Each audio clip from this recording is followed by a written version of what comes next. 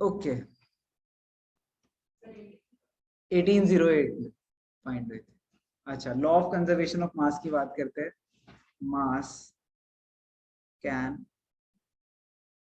Neither be created nor destroyed in a chemical reaction.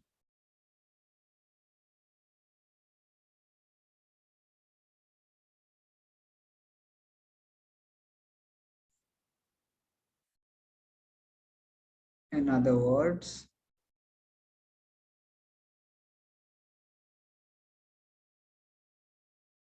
in a chemical reaction,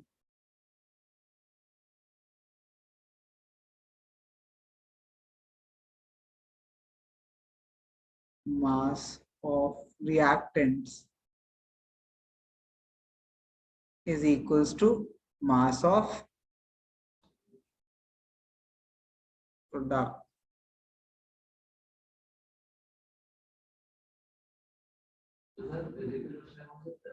नहीं, क्योंकि एक physical अगर chemical reaction में नहीं होता तो फिजिकल में तो वैसे भी कुछ नहीं होता, चेंज ही नहीं होता, फॉर्म ही चेंज नहीं होता, तो मास कैसे क्रिएटेड है?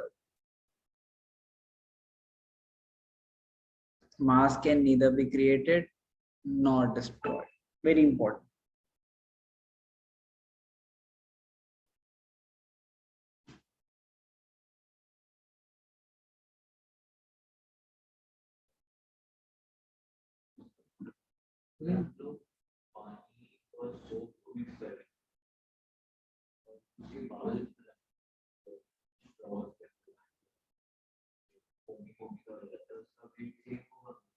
क्योंकि तो रिएक्टेंट्स में तो सोप सॉल्यूशन, ठीक है, सोप सॉल्यूशन प्लस तूने क्या यूज करा, वॉट सोप यूज करा प्लस वाटर यूज करा प्लस एयर यूज करा, तो प्रोडक्ट में भी तेरे बबल्स जो आए, ठीक है, प्लास्टिक पर, तो प्रोडक्ट्स में भी जो आपके बबल्स आए, बबल्स जो आए उसका जो वेट होगा, ठीक है, बबल्स प्लस जो सोल्यूशन जो बचा होगा, सोल्यूशन कुछ बचा भी होगा, सारे तो बबल्स बन नहीं जाएंगे, उन दोनों का वेट, उन दोनों का मास हमेशा सेम हो। एग्जैक्टली मतलब सी, एयर कितना भी यूज हो, ठीक है, मैं बेसिकली कह रहा हूँ कि कंजर्वेशन ऑफ मास से कहती है, तुम्हें नहीं पता है कि कितना यूज होगा, बट कंजर्वेशन ऑफ मास कहती है कि उतना ही होगा जितना उसमें दूसरी जगह है, ठीक है। एयर को अगर तुम कंप्रेस भी कर दो तो वेट डिफरेंस नहीं है, ठीक है, कंप्रेस करने के बाद फिजिकल चेंज हो रहा है, ये दोनों ही फिजिकल चेंजेस है, चेंज इन प्रेशर है, तो फिजिकल चेंज है, इसमें भी क्या है, अपना फॉर्म चेंज करा उसने, फिजिकल फॉर्म, और कुछ चेंज नहीं हुआ, कोई केमिकल चेंज तो है नहीं, तो फिजिकल में भी law of conservation mass obviously रहता ही रहता है। केमिकल की अगर मैं बात करूं तो CaCO3 की बात करते हैं, किसी को पता है CaCO3 क्या होता है? Good, calcium carbonate. मैं आपको बाय द वे ये सब भी याद कराऊंगा कि CO3 क्या होता है, कार्बोनेट होता है, NO3 क्या होता है, नाइट्रेट होता है, लिख लो। SO4 क्या होता है, सल्फेट होता है, क्या, हाँ मैं लिख लूं? ये कॉमनली यूज कंपाउंड्स होते हैं, एंड एक सेकंड, नहीं वो नहीं है ना, कंपाउंड नहीं है ना, और कोई कंपाउंड, NH3 अमोनिया होता है, NH4 अमोनियम होता है, और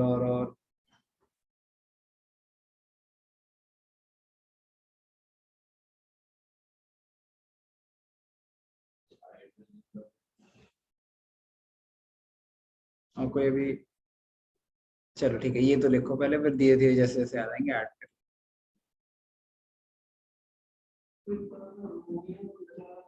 अमोनियम है, हाँ जी।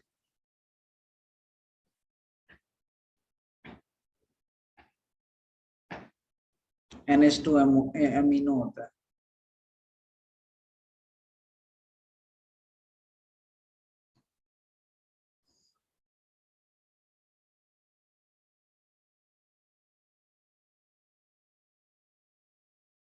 ठीक है।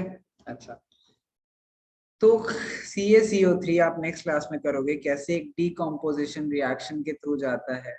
ठीक है, एक डीकम्पोजिशन रिएक्शन के थ्रू जाता है एंड स्प्लिट हो जाता है Ca, ठीक है, किसमें होता है, हाँ, calcium oxide, oxide plus carbon dioxide, हाँ कार्बन डाइऑक्साइड।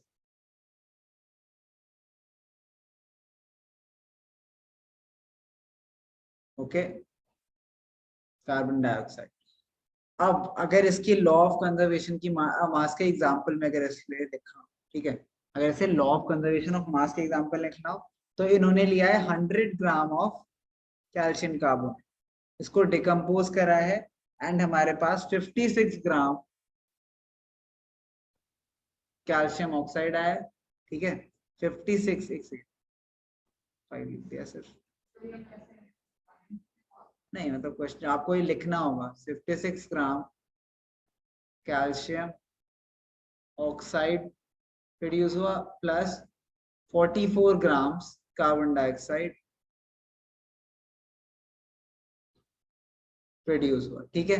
एक्सपेरिमेंट करने से, इन्होंने एक्सपेरिमेंट करा, इन्होंने मेजर करा, तो 100 ग्राम ऑफ कैल्शियम कार्बोनेट को जब हमने डिसॉल्व करा तो हमारे पास 56 ग्राम ऑफ कैल्शियम ऑक्साइड है and 44 gram of carbon dioxide है, तो which comes out to the total of 100 gram again. तो mass of reactants is equals to mass of product, ये था मास of reactants is equal to mass of products। हर जगह, हर जगह,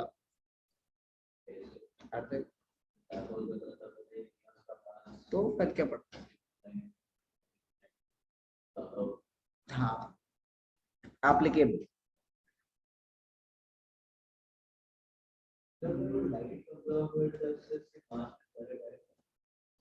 सी light को जैसे absorb करता है वो, ठीक है, तो लाइट को अगर हम, अगर लाइट की दो थ्योरीज होती है, wave theory and particle theory, light की अगर पार्टिकल थ्योरी एड करें तो उसके फोटॉन्स को हम देखते हैं, photons are generally considered massless, ठीक है, मासलेस पार्टिकल्स, बहुत कुछ है, not in your class, not in 10th। मैं बार बार मेंशन क्यों करता हूँ 9th 10th में, 9th 10th में, बिकॉज उसके आगे अगर आपको पढ़ना है तो you should probably consult someone else, ठीक है। My specialization is in 9th and 10th. I could give you an idea about other things, but yeah, you have to consult someone else. Currently, I would recommend you to concentrate it. 11th में किसके बारे में, लाख में कभी नहीं पढ़ाया जाएगा, graduation में भी नहीं पढ़ाया। इंडिया में कोर्सेज ही नहीं है जो ये सब एस्ट्रोफिजिक्स, एस्ट्रोफिजिक्स इंडिया में नहीं, क्या बात कर रहे हो, बाहर की कंट्रीज में बहुत सारे कोर्सेज है, एस्ट्रोफिजिक्स का इंडिया में बैचलर्स लेवल कोई कोर्स नहीं है, तो बैचलर्स तक तुम सीख ही नहीं सकते सबकी डिटेल्स में, खुद पढ़ने के अलावा खुद पढ़ सकते, and that there is a very good reason for that, because उसमें, हाँ नहीं, उसमें जो फिजिक्स एंड जो उसमें फिजिक्स एंड मैथमेटिक्स इन्वॉल्व है ना, वो तुम्हें बैचलर्स के लेवल पे समझ नहीं आएंगे, इसीलिए वो हायर स्टडीज में पढ़ाई जाती है।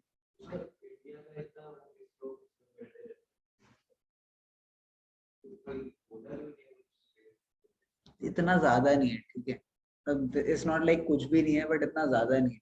And अगर इसरो की बात करूँ तो तुझे किसने कहा कि इसरो सिर्फ इंडियंस को ही हायर करती है, इंडिया का नाम तो है, बट जो वहां से वहां पे जो होते हैं लोग, उस सेट की वो सिर्फ इंडिया में पढ़े होते हैं, नहीं। हाँ तो बाहर से पढ़ के तुम आ जाओ इसरो में, खत्म बात। But to be honest, if you, I will be honest with you, जो भी इंसान बाहर पढ़ के आएगा ना, उसे अगर नासा में मिल रहा होगा, इसरो में मिल रहा होगा, तो व्हाट डू यू प्रेफर, मतलब, हाँ नहीं मैं बोल रहा हूँ ऐसे कि नासा और इसरो में तुम्हें किसी को ऑप्शन मिले तो किस पे जाओगे, सब नासा जाओगे, ठीक है। झूठ बोल लेने क्या, किसी में नहीं, हाँ तो तुझे तो इंटरेस्ट ही नहीं है उसमें, तो वो अलग बात है ना फिर। अच्छा एनीवेज, चलो ठीक है, अब एक और रिएक्शन देखते हैं, ठीक है, जो हम प्रूव करने के लिए यूज करेंगे एक्सपेरिमेंट। हम experiment to verify law of conservation of mass. हाँ बेटा, अब तो सब्जेक्टिव है तो बड़े ही आसानी से वो तुम्हें बोल सकते हैं। हाँ मतलब आपको एक सिंपल सा क्वेश्चन दे देंगे कि क्वेश्चन क्या बोलेगा कि determine an experiment to verify the law of conservation of, और फिर सब कुछ आपको खुद कर। हाँ सेम लिख सकते हो, कोई प्रॉब्लम नहीं, बट आपको कुछ नहीं दिया हो। अनलाइक ऑब्जेक्टिव, अब एक्सपेरिमेंट में कुछ नहीं लिया। ऑब्जेक्टिव में दे सकते हैं क्वेश्चन, एक्सपेरिमेंट दे रखा होगा, उसके पूछने की कोई स्टेप तो गलत नहीं है कहीं, ऑब्जेक्टिव में भी दे सकते हैं। एग्जैक्टली ये भी पूछ सकते हैं, जैसे 10th क्लास के क्वेश्चंस आते हैं काफी सारे ऐसे, एक्सपेरिमेंट दे दिए, उनके स्टेप्स मेंशन कर दिए, एंड देन पूछा गया कौन से स्टेप सही है, कौन कौन से स्टेप गलत है, या कौन कौन से स्टेप नहीं होने चाहिए, कौन कौन से स्टेप रिडंडेंट है, मतलब जरूरत नहीं है। तो ऐसे भी क्वेश्चंस आ जाते हैं। अच्छा चलो एनीवेज क्वेश्चन देखते हैं।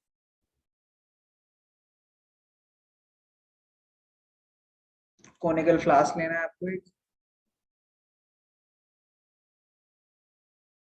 दो, हाँ ठीक है, ये स्टेप 1 पे दिखेगा आपको, बना लो। बस टेस्ट में मत बनाना बस, किसी भी टेस्ट में, ठीक है। ये स्टेप 1 है, स्टेप 2 है, सेम ही डायग्राम, दो स्टेप के बाद क्या हो रहा है वो दिखाना चाह रहे हैं, इसलिए कर रहे हैं। एक थ्रेड होगी, थ्रेड से टाइट होगी एक टेस्ट ट्यूब, टेस्ट ट्यूब के अंदर एक सॉल्यूशन, हाँ, एंड देन थ्रेड को हम लूज कर देंगे तो ये सॉल्यूशन नीचे गिर जाएगा, अनमिक्स हो जाएगा, ठीक है। सॉल्यूशंस कौन कौन से देख लेते हैं, ओके। बेरियम क्लोराइड,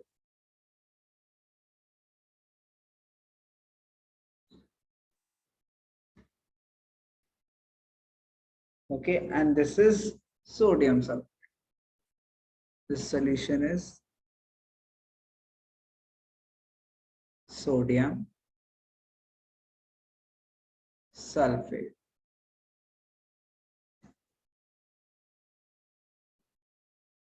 अब ये दोनों मिक्स हो जाते हैं तो ये बनाता है final product barium sulphate plus sodium chloride. Yup, this type of reaction is known as, अच्छा पहले तो रिएक्शन लिख देता है यहाँ पे इसके नीचे ही, जस्ट आगे चल के मिक्स ना हो जाए।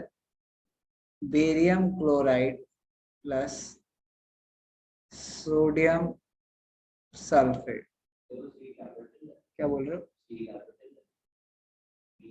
हाँ, क्लोराइड की Cl होती है ना। अच्छा, सोडियम की वैलेंसी क्या होती है? अच्छा सोडियम का नंबर बताओ, अभी याद करा होगा आप लोगों ने, क्या 11th, मतलब ये पढ़ाऊंगा मैं आपको, बट 281 इलेक्ट्रॉनिक कन्फिग्रेशन, वैलेंसी +1, ठीक है। क्लोराइड की वैलेंसी, ठीक है, ओ सॉरी, SO4 की वैलेंसी 2 होती है,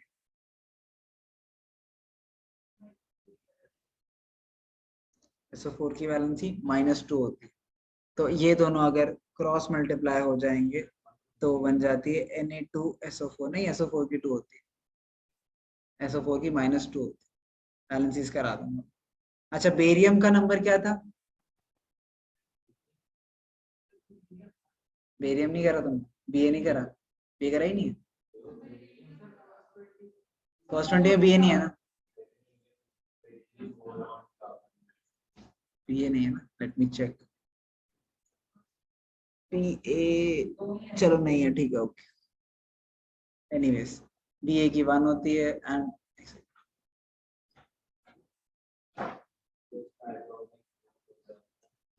अच्छा अभी ऐसे लिखो ही मत ना, मतलब इतनी टेंशन मत लो। केमिकल रिएक्शंस में आप लोग को जब बैलेंसेस करा दूंगा तब प्रॉपरली लिखवा दूंगा, अभी ऐसे ही लिख लो आराम से। बेरियम क्लोराइड, कोई नहीं, plus sodium sulphate becomes barium sulfate plus sodium chloride. Next class में आप पढ़ोगे कैसे डबल डिस्प्लेसमेंट रिएक्शन। क्या नहीं, इतना लंबा है नहीं, मैं बस आराम आराम से करा, डोंट वरी अबाउट। ये दोनों के सॉल्यूशंस, इसके सॉल्यूशन थे, इसका भी सॉल्यूशन था। इसको आप ए क्यू की फॉर्म में लिखते हो, which means aq solution. Then barium sulphate is यहाँ पे precipitate, precipitate is insoluble compound, white precipitate। अच्छा प्रेसिपिटेट समझते हैं, हमने अभी अभी हेट्रोजेनस सॉल्यूशन कह रहे थे, एक होमोजेनस सॉल्यूशन होता है, एक हेट्रोजेनस होते थे। तो हेट्रोजेनस में हमने पढ़ा था कि उसके पार्टिकल्स इवेंचुअली सेटल डाउन हो जाते हैं। तो जो सेटल डाउन पार्टिकल हो जाते हैं ना, उन पार्टिकल्स को हम बोलते हैं प्रेसिपिटेट। ठीक है, जो मिक्स नहीं होते हैं, मतलब ये दोनों तो सॉल्यूशन फॉर्म कर रहे थे, ये देखो ये सॉल्यूशन फॉर्म कर रहा था, ये भी सॉल्यूशन फॉर्म कर रहा था, ये दोनों सॉल्यूशन है proper. And then sodium chloride is also solution. Sodium chloride क्या होता है याद है? NaCl। NaCl क्या था? Common salt. सॉल्ट और वाटर तो क्या बनाते हैं, सॉल्ट और वाटर क्या बनाते हैं, सॉल्यूशन बनाते हैं। तो ये NaCl तो सॉल्यूशन है, कोई प्रॉब्लम नहीं है उसमें। लेकिन जो बेरियम सल्फेट है, जो बेरियम सल्फेट है वो क्या है, वो व्हाइट प्रेसिपिटेट, मतलब कलर्स होते हैं सारे कंपाउंड्स के जो इवेंचुअली बनते हैं। तो व्हाइट प्रेसिपिटेट की फॉर्म में वो दिखता है। एंड व्हाइट प्रेसिपिटेट क्यों? क्योंकि ये सॉल्यूशन नहीं बना, ये हेट्रोजेनस मिक्सचर बनाएगा, इसलिए वो व्हाइट प्रेसिपिटेट की फॉर्म में सेटल डाउन हो जाए। अच्छा अब एक्सपेरिमेंट को लिख लेते हैं एक बार। आपको एक्सपेरिमेंट में क्या लिखना है?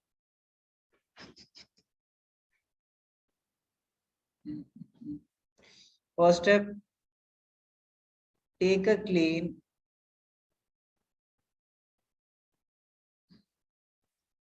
Conical flask.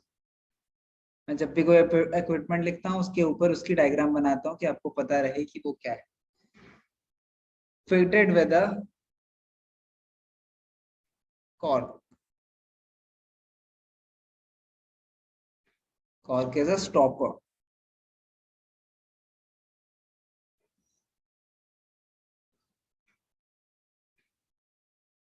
also take क्या, conical also take a small test tube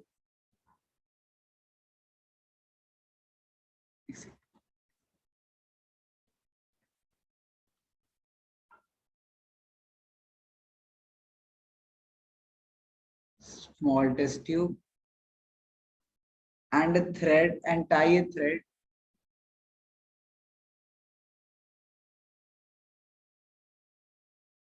around its neck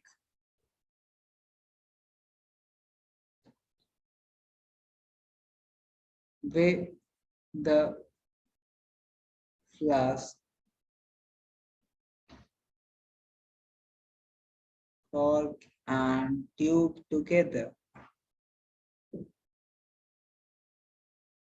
okay,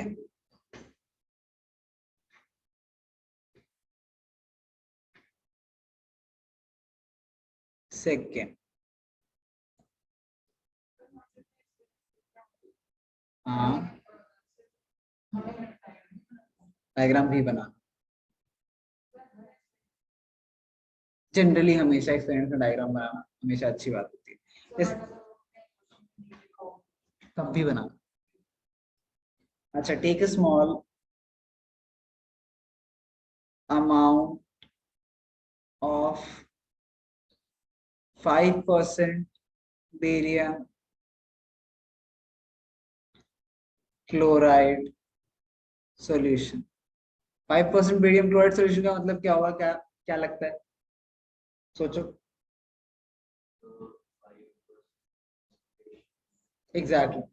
मतलब 5% is the concentration of barium chloride in water, है ना। मतलब बेरियम क्लोराइड अगर 5% है वाटर में, ठीक है, मतलब अगर आपने 100 ग्राम वाटर लिया है तो आपने उसमें कितना, ठीक है, 100 ग्राम वाटर लिया है उसमें, अगर sorry 100 gram water, 95 95 grams of water and 5 grams of barium chloride अगर है, तो बेरियम क्लोराइड की सोल्यूशन कितनी है, 5% बेरियम क्लोराइड सोल्यूशन, क्योंकि टोटल कितना हो गया 100, जिसमें से 5 5/100 इंटू 100 ऐसी कॉन्सेंट्रेशन निकालते थे, ठीक है। तो ये कितना हो गया 5% बेरियम क्लोराइड, ये होता है इसका। इसमें पूरी पूरी दो दो लाइन लिख रखी है, approximate 5% solution of barium chloride BaCl2 by dissolving, oh sorry BaCl2 था, मैंने गलत लिख दिया था। हाँ उसकी वजह से दो तीन कहीं लिखा है मैंने BaCl, हाँ ये BaCl2, एनीवेज। तो अप्रोक्सीमेटली इतना 5% BaCl2 का सोल्यूशन का मतलब है कि 5% आपने बेरियम क्लोराइड मिलाया है और सारा वाटर, ठीक है। तो ये लिख लिया हमने। Then in a conical flask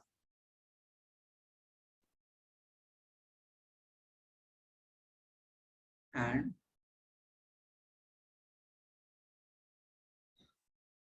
a small amount of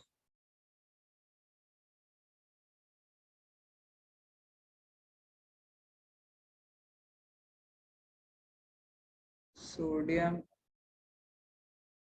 sodium क्या था, सल्फेट, सल्फेट था ना, 5% सोडियम सल्फेट, हाँ जी।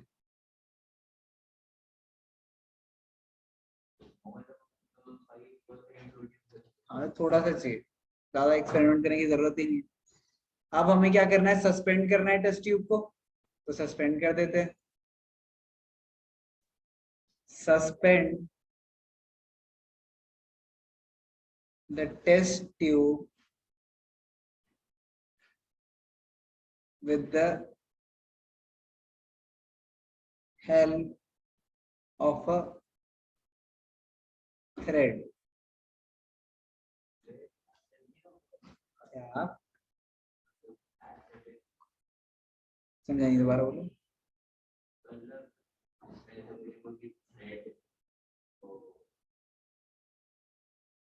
क्या मतलब, बोल तो रही, as shown in the figure, इसलिए फिगर बनाते हैं कि ज्यादा मेहनत खुद ना करनी पड़े। फिर नेक्स्ट क्या करना है, हाँ मतलब ज्यादा डिटेल में दिस इज नॉट रिकमेंडेड। अच्छा नेक्स्ट क्या है, वे द सिस्टम, ठीक है, and subtract the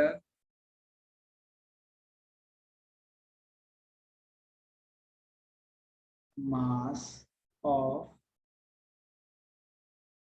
empty apparatus, okay. तो इससे क्या आ जाएगा, this will give us, this will give us mass of reactants, mass of react जो करते हैं उन्हें रिएक्टेंट बोलते हैं, जो उससे फॉर्म होते हैं उन्हें प्रोडक्ट्स, सिंपल।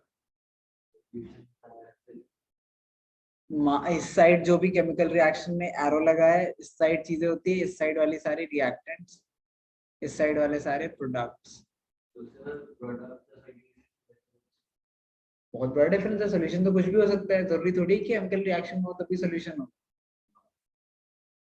ठीक है। लास्ट इसके बाद क्या करना है, हाँ ठीक है, loosen the cork, comma,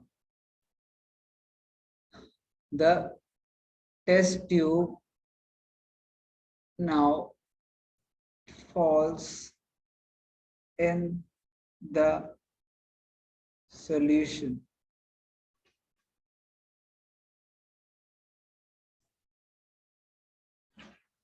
a white precipitate forms with the system again and subtract the mass of apparatus.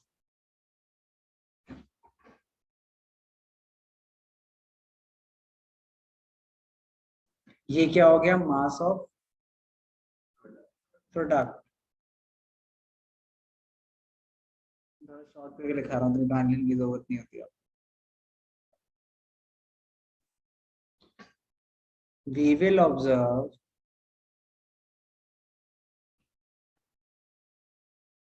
mass of reactants is equals to mass of products, hence verifying the law of conservation of mass। ये कहाँ है? लिखनी थी आप। क्या लग बढ़ा रहा है, बट करा क्या है? एक कॉनिकल फ्लास्क लिया है, ठीक है, उसमें फ्लास्क में बेरियम क्लोराइड रख दिया 5% एंड एक टेस्ट ट्यूब में सोडियम क्लोराइड ले लिया, फिर टेस्ट ट्यूब से एक धागा बांध दिया, ठीक है, उसको वेट कर लिया, वेट करने के बाद उसको ड्रॉप कर दिया, उसके बाद दोबारा वेट कर लिया, तो हमने नोटिस करा कि दोनों वेट सेम थे। बस यही करा, यही लिखने में लंबा लगा, यही है, लिखने में लंबा हो जाता है बस। That's the thing। याद करना इजी है बस, तो मतलब पॉइंट्स भी ऐसे ही याद हो जाएंगे, कुछ नया लिखा ही नहीं हमने इसके अलावा। तो ट्रांसलेट कर लेना, जो दिमाग में आएगा। हाँ। याद करना आसान है बट लंबी होती है, सही बात।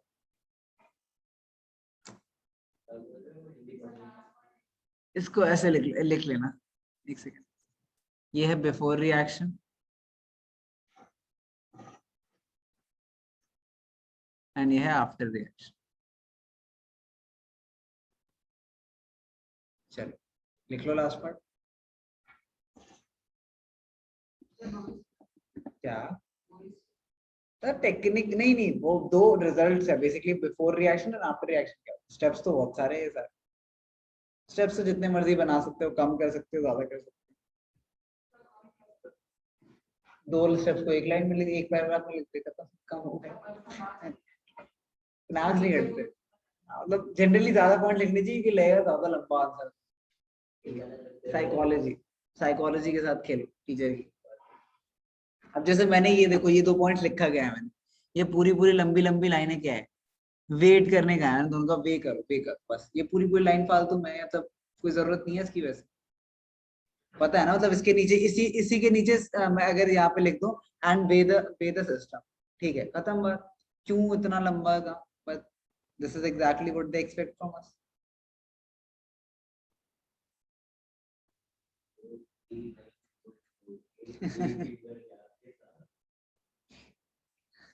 See, I'm not here to criticize CBSE. I will teach CBSE. I do believe that. Can we change that? No, right? First, no idea. He's outside, I guess. And, हाँ, नहीं बाहर है, इन्फॉर्म करा था उसने।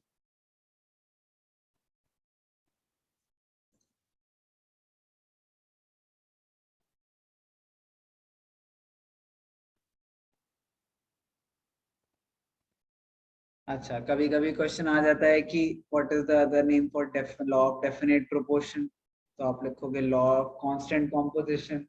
एंड देन ये subjective, objective में तो 1 मार्क्स का आया था, सब्जेक्टिव में कैसे आएगा कि व्हाट इज द पहले तो पूछेंगे what is the other name for law of definite proportion and then explain. वो हर क्वेश्चन के आगे बस एक एक्सप्लेन लिख देते हैं, हमारा क्वेश्चन के नंबर बढ़ जाते हैं बस। कांस्टेंट कॉम्पोजिशन, क्या लग रहा है?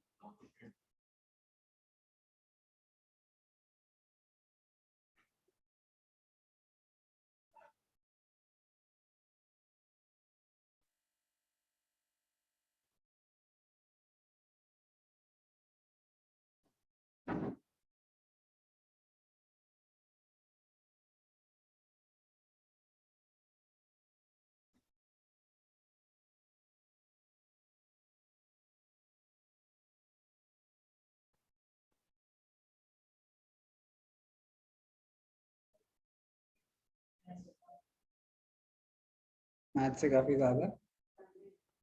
हाँ है ना? नहीं, मैथ का सर्कल छोटा नहीं है। मैं कराऊंगा, रुक जाओ, मैं कराऊंगा, अभी रुक जाओ।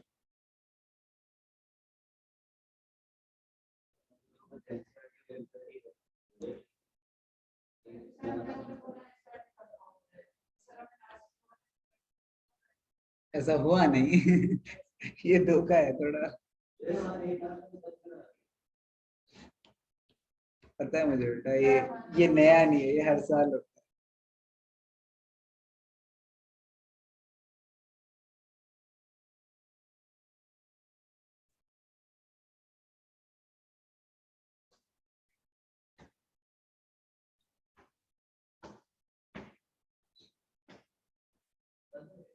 है। हाँ हाँ, तो लॉ तो वो भी छोटा ही था। एक्सपेरिमेंट करा दूंगा।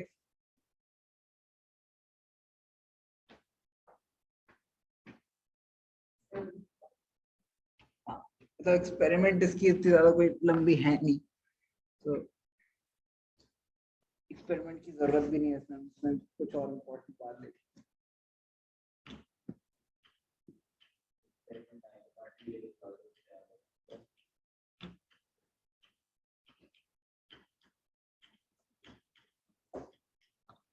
क्या दिखा दूं एक्सपेरिमेंट?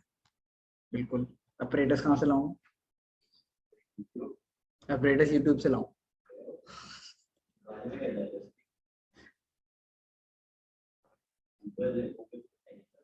नो, मूवी नहीं दिखानी। सही बात है। I agree with you. Agree, I agree यार, सुन कहाँ रहा हूँ, तो एग्री कर रहा हूँ। That is a different level. I agree with you मतलब, और क्या चाहिए बताओ, और क्या बोल? नहीं करता एग्री। यूट्यूब चलता ही नहीं मेरे में। नहीं चलता। कुछ नहीं चलता है यूट्यूब पे, वीडियो चलती ही नहीं है। फोन में भी नहीं चलती ऐसे। वीडियो नहीं चलती बेटा। क्या? फोन अलाउड नहीं है ना। रूल्स आर रूल्स, क्या करें? Rules are rules. अच्छा ठीक है, आगे करते हैं। तो सबसे पहले तो वाटर की बात करते हैं, पानी की। ठीक है। वाटर आप कहीं से भी, किसी भी सोर्स से लो, ठीक है। वाटर हर सोर्स से, ठीक है, हर सोर्स से, फॉर एग्जांपल सी वाटर, ठीक है, वो क्या हो, टैप वाटर, ठीक है, वो, और कौन सा कहाँ पे हो सकता है, वो फिल्टर्ड वाटर, ठीक है, वो मिनरल वाटर हो, सीवर वाटर हो। उन सब में हम क्या फाइंड करेंगे कि वाटर का जो मॉलिक्यूल है, वाटर मॉलिक्यूल, उसमें सब में 1 ग्राम ऑफ हाइड्रोजन होगा एंड 8 ग्राम्स ऑफ ऑक्सीजन। क्या? हाँ, ये फिक्स्ड, ये हमेशा फिक्स्ड है। H2O की हमेशा कॉम्पोजिशन यही रहेगी। एक ड्रॉपलेट नहीं, एक मॉलिक्यूल, एक मॉलिक्यूल। हाँ, बेसिकली ये बोल रहे हैं कि एक मॉलिक्यूल अगर, सॉरी, एक मॉलिक्यूल नहीं, अगर आपके पास टोटल प्रोपोर्शन, अगर टोटल 9 ग्राम की ठीक है। अगर एक 9 ग्राम वाटर है आपके पास, तो उसमें हमेशा हम फाइंड क्या करेंगे, 1 gram of hydrogen and 8 gram of oxygen. क्या 10 ग्राम हो तो कॉम्पोजिशन अप्रोक्सीमेटली मान लो 10 ग्राम, ठीक है। तो नहीं, वन अगर 10 ग्राम्स होगी तो प्रोपोर्शंस आपके हो जाएंगे 1/9 into 10 and 8/9 into 10। 1/9 into 10 is equals to 1.11, ठीक है। एंड 8.9 इंटू 10 इज, बोलो कुछ भी, 9 कैसे हो गया, 8 पॉइंट,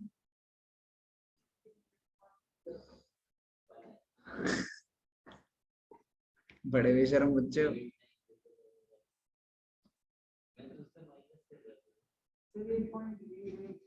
8.8889, 8.89, 8 पॉइंट तो कॉन्फिडेंट ही नहीं हमारा क्या होता है, तो यही होता है आंसर, गलत होता है कॉन्फिडेंट ना हो तो। तो वही तो प्रॉब्लम है। तो 1.11 8.89, ठीक है, अगर 10 ग्राम होता तो, इसलिए 9 लिया कि एग्जैक्ट वैल्यूज है। ऐसे ही होता है, प्रोपोर्शन यही रहता है, प्रोपोर्शन 1:8 का proportion, 1:8 mass of hydrogen is to mass of oxygen, हमेशा इस रेशियो में रहेगा H2O मॉलिक्यूल। वो जब अभी एटॉमिक मास पढ़ोगे तो तुम्हें समझ आएगा ऐसा क्यों होता है, बट इसी में रहेगा। अभी हम सिर्फ कंजर्वेशन पढ़ रहे हैं।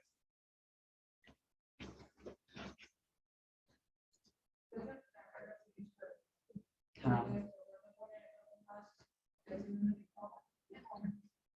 क्या,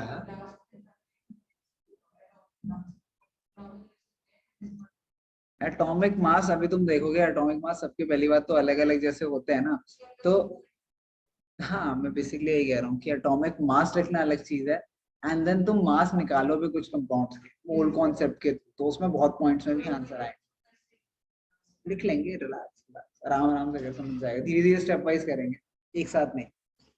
इसमें और कुछ है नहीं, बस इसमें नेक्स्ट एग्जाम नहीं, उससे फर्क नहीं पड़ेगा, डोंट वरी अबाउट इट, ठीक है। अच्छा टाइम क्या हो रहा है, 23 हो गए। एक क्वेश्चन कर लो, उसके बाद पोस्टुलेट्स नेक्स्ट क्लास में करेंगे, उसके नेक्स्ट क्लास में हम आयनिक कंपाउंड्स वगैरह भी करेंगे। अच्छा anyways, तो कॉपर ऑक्साइड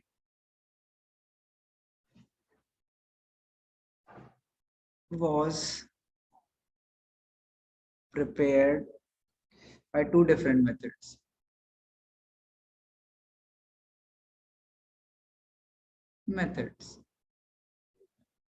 हाँ बेटा, तुम क्या शक्ल क्यों देख रहे हो, लिखो। In one case 1.75 gram of metal gave 2.19 gram of oxide. In second case 1.14 gram of metal gave, metal लिखा है बस, करो क्वेश्चन समझाओ। मेटल गेव मतलब उस मेटल ने इतना मेटल ऑक्साइड दी, कॉपर ऑक्साइड की बात हो रही है ना, तो मेटल कौन सा होगा, copper. Gave 1.43 gram of the oxide. You have to show that this verifies law of constant proportions.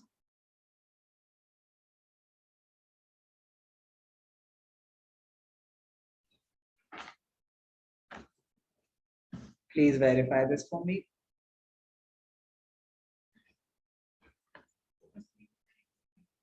हाँ इजी क्वेश्चन ट्राई करो एक बार, क्या करना है बस, प्रोपोर्शन निकालनी है, दोनों की प्रोपोर्शन अगर सेम हुई सही है, सोचो एक बार, इजी है।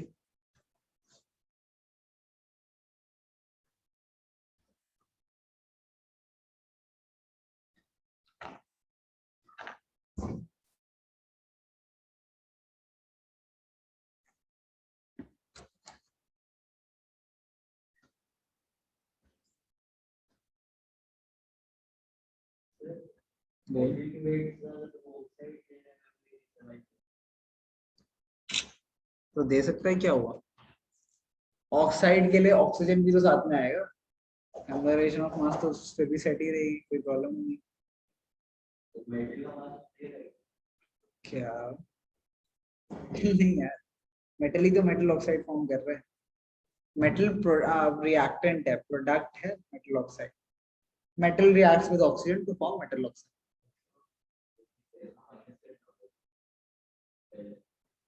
सोच।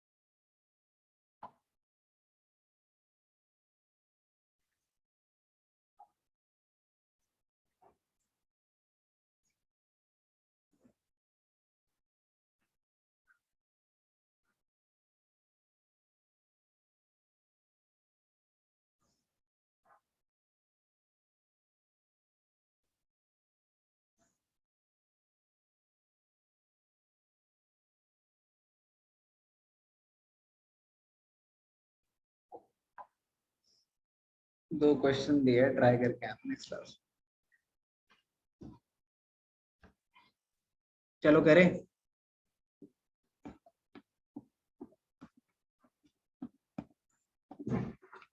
ये देखो, मेटल है, ठीक है,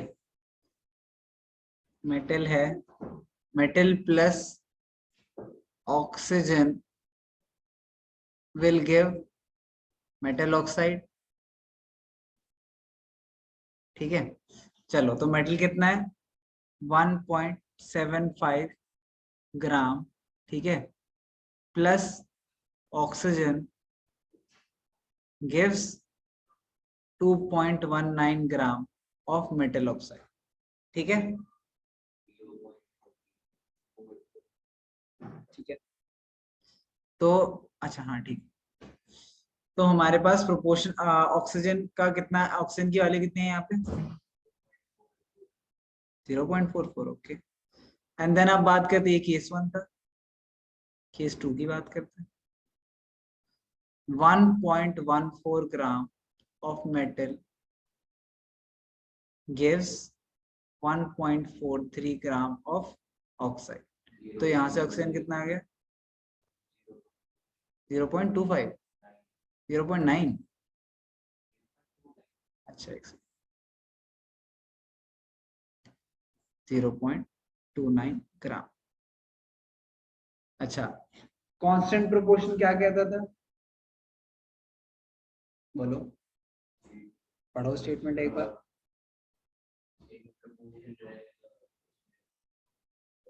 A chemical compound is always made of same elements combined together in same proportion, fixed proportion by mass।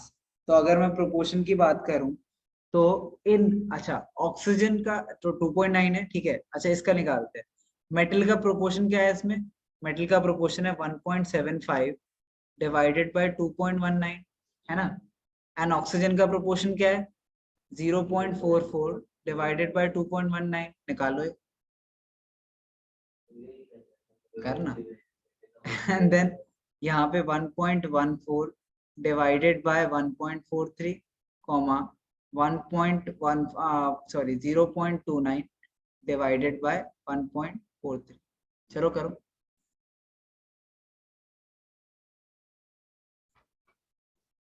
Approximate निकाल दो बस, कौन सा एग्जैक्ट आना ही, अप्रोक्सीमेट निकाल। पता है ना, दिस अपॉन दिस इनटू 100 मैंने लिखा नहीं है, बट इनटू 100 हर जगह होगा। प्रोपोर्शंस निकाल रहे हो ना, ऑब्वियसली अज्यूम्ड है, बट हाँ जीरो ये तो हटाई दो, पॉइंट्स तो हटाई दो, सीधा ये क्या है 175,000 बाय 219, कॉमा ये है 44, ठीक है 00 डिवाइड बाय 219। बेटा ये दोनों के दो पॉइंट्स के बाद जीरो है ना, इन दोनों को वही कह रहा हूँ, डेसिमल हट जाएगा लेकिन इंटू 100 भी तो करा है मैंने, वही तो मैं कह रहा हूँ इंटू 100 भी करना है, तभी तो तुम परसेंटेज निकालोगे। क्या बेटा, डेसिमल नीचे भी तो है, ऊपर भी डेसिमल, नीचे भी तो डेसिमल, कट गए ना दोनों डेसिमल। मतलब ये क्या होगा, ये 219 डिवाइड बाय 100 है, वो क्या है 175 डिवाइड बाय 100 है, ये दोनों 100 तो कट गए, है ना। क्यों पढ़ता है तू मैथ्स, छोड़ दे, ठीक है कैसे मत आना,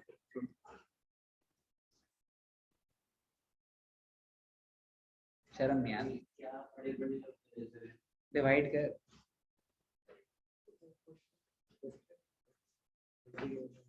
हो सकता है चेक कर लेंगे, नहीं आप बैठ जाओ।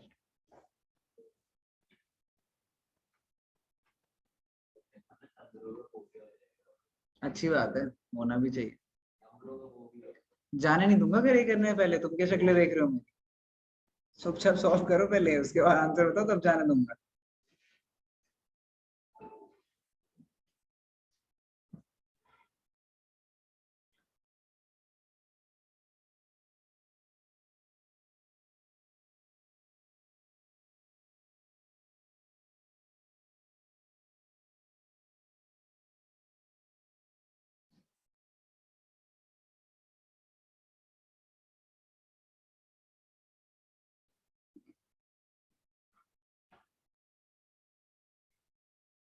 जल्दी बताओ।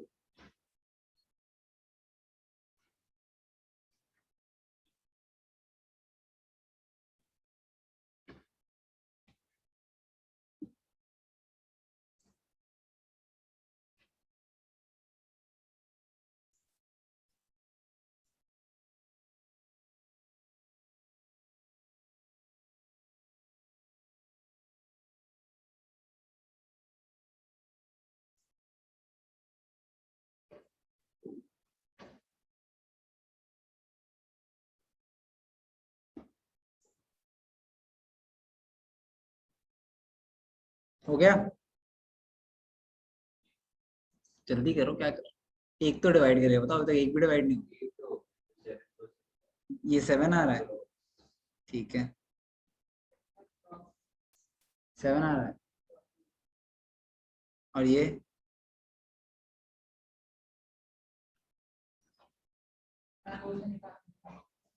7 आ रहा है अप्रोक्स, ठीक है। नहीं मान लो इसको मैं 200, इसको मैं 200 ले लेता हूँ, ठीक है अप्रोक्सीमेटली 200 है, 200 इंटू 7 कितना हुआ, 200 इंटू 7 1400, तो ये 1400 के आसपास भी है नंबर। अब तुम्हारी डिवीजन मुझे पता नहीं क्या है, बट मैं तुम्हारे बिना डिवीजन देखे कह रहा हूँ गलत, 7 तो आ ही नहीं सकता, 7 तो आ ही नहीं सकता, इम्पॉसिबल। 17500, ठीक है 219 है, ठीक है। अच्छा 8 करूं, 8 मल्टीप्लाई करता हूँ, ठीक है 8 करूं तो 8 से कितना आ रहा है, 1752 आ रहा है, ठीक है 1752 आ रहा है, अप्रोक्सीमेटली 8 के पास आ रहा है, ठीक है। तो और एक जीरो बच रहा है, तो इन एनी केस आंसर, अगर यहाँ पे 8 लिया है मैंने, तो आंसर एक जीरो बच रहा है तो 80 आएगा ना, फिर भी कुछ भी करो 8 तो नहीं आ सकता, या 7 तो नहीं आ सकता है, तो 70 आएगा। मतलब कितना बड़ा डिफरेंस है तुम्हारे आंसर में और सही answer. In any case approximately 80% है, इसके बहुत पास है 2 है, तो इसके बहुत पास है, अप्रोक्सीमेटली 80% लिख देता हूँ मैं यहाँ पे, 80%। इसकी निकालो, इसकी कितनी आ रही है, 20 आ रही है, अप्रोक्सीमेटली 20%। ठीक है, थैंक गॉड तुमने मतलब जरूरत नहीं सॉल्व करनी है, मतलब 100% अगर ये सोल्यूशन है तो ये 80 है तो 20 होगा ना। इसमें चेक करते हैं, इसमें यही डिवाइड करो कितना है, चलो 143 कर देते हैं। 14300 114, ठीक है, दोबारा से 8 से मल्टीप्लाई करें, 48, क्यों 1 से क्यों करूंगा,